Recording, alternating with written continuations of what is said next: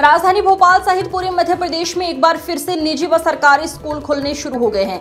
ऐसे में हर साल की तरह इस बार भी मध्य प्रदेश के कलेक्टरों ने गाइडलाइन जारी करते हुए कहा कि किसी भी स्कूल संचालक को अभिभावक पर दबाव बनाने नहीं दिया जाएगा कि वो निर्धारित दुकान से ही बच्चों के लिए किताब, कॉपी, ड्रेस इत्यादि खरीदे। लेकिन राजधानी भोपाल के नारायण स्कूल द्वारा इस पूरे मामले में एक कदम आगे बढ़कर ही काम किया गया। उनके द्वारा स्कूल के पास एक दुकान जिसमें पहले हेयर ट्रांसप्लांट और हेयर सैलून संचालित होता था, उसे किराए पर लेकर अपना एक ही व्यक्ति उसे दुकान में रेट लिस्ट के साथ बैठा दिया है और अभिभावकों को वहां से बच्चों के लिए यूनिफॉर्म व अन्य सामान दिया जा रहा है, जिसकी मनमानी कीमत भी वसूली की जा रही है।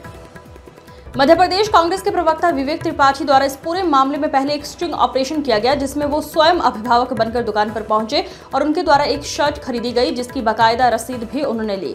इस पर कोई जीएसटी नंबर नहीं था। वहीं दुकान पर बैठे व्यक्ति ने बताया कि जितना सामान बिक जाएगा वो ठीक है, बाकी सब कुछ वापस नारायणा स्कूल चला जाएगा।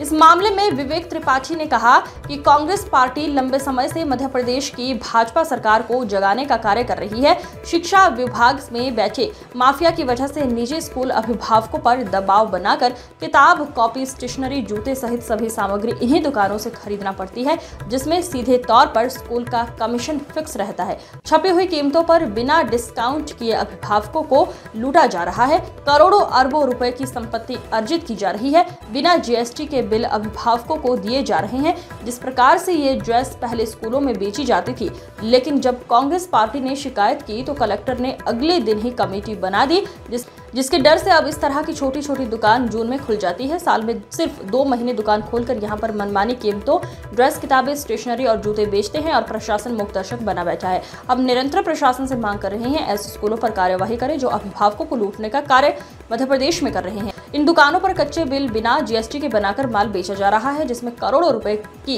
कर चोरी भी हो रही है। प्रशासन आखिरकार क्यों मुक्तदर्शक बनकर बैठा है? इस मामले में प्रशासन को जवाब देना पड़ेगा। इस पूरे मामले में हम जल्द ही न्यायालय की शरण भी जाएंगे। जो कार्यवाही करवाई मध्य प्रदेश में जबलपुर कलेक्टर महोदय ने की थी, वह कार्यवाही बाकी कलेक्टर अन्य जिलों में क्यों नहीं कर रहे हैं? प्रशासन के द्वारा कार्रवाई नहीं करने की वजह से शिक्षा माफिया के हौसले बढ़े हैं, जिससे कि वो अभिभावकों को खुलेआम लूट रहे हैं और यहाँ तक कि किसी भी तरह से अभिभावकों की सुनवाई भी नहीं हो रही है। कोई प्लेटफॉर्म अभिभावकों के पास नहीं है जहाँ वे अपनी व्यथा को बता सके और इस लूट के खिलाफ आवाज उठा सके। हम इस पूरे मामले को लेकर कलेक्टर से शिकायत किए हैं। हम नारायणा स्कूल के खिलाफ एफआईआर की मांग करते हैं और अगर एफआईआर नहीं हुई तो हम न्यायालय के शरण में जाएंगे।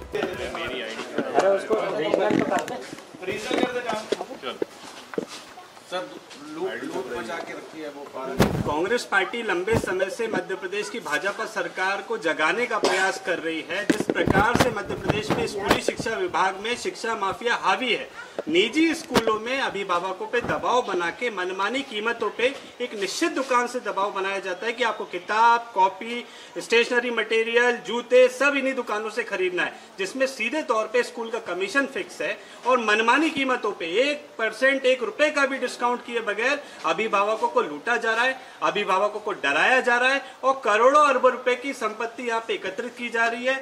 बगैर जीएसटी के बिल इस प्रकार से अभिभावकों को दिए जाते हैं। इस प्रकार से ये जो ड्रेस है ये पहले स्कूलों में बेची जाती थी। कांग्रेस पार्टी ने जब शिकायत करी तो कलेक्टर महोदय ने अगले दिन एक कमेटी बना दी, जिसके डर से इस तरीके की छोटी छोटी दुकानें हर साल मई और जून में खोली जाती है। ये साल में सिर्फ 2 महीने दुकानें खुलती है, मई और जून में ये खुलती है। इसमें मनमानी कीमतों पे ड्रेस बेचते हैं, किताब बेचते हैं, स्टेशनरी का सामान बेचते हैं और प्रशासन मूक दर्शक बना बैठा है। हम निरंतर प्रशासन से मांग कर रहे हैं कि ऐसे स्कूलों पे कार्यवाही हो जो अभिभावकों को लूटने का यहाँ पे कार्य कर रहे हैं। अरबों रुपए पूरे मध्य प्रदेश से एकत्रित किया जा रहा है, जिसमें करोड़ों रुपए की तो कर चोरी है और प्रशासन क्यों मूक दर्शक बना बैठा है, इसका जवाब शासन प्रशासन को देना पड़ेगा। हम इस पूरे मामले को लेके जल्दी महीने के लिए क्या बोर्ड तो दूसरा लगा है आपका दुकान? बोर्ड तो ओम साई कलेक्शन ले लो यार भाई। जी अपना नाम बता दीजिए।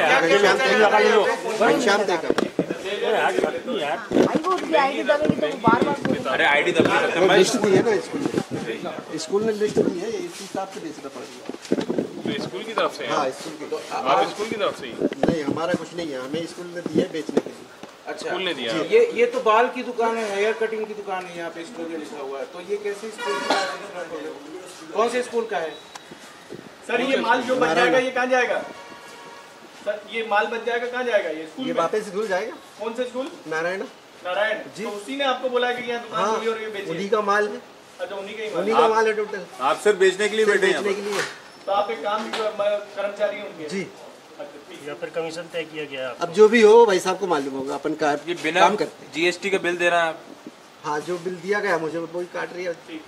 ठीक है चलो नाम बता दो। घनश्याम तय का। चलिए धन्यवाद।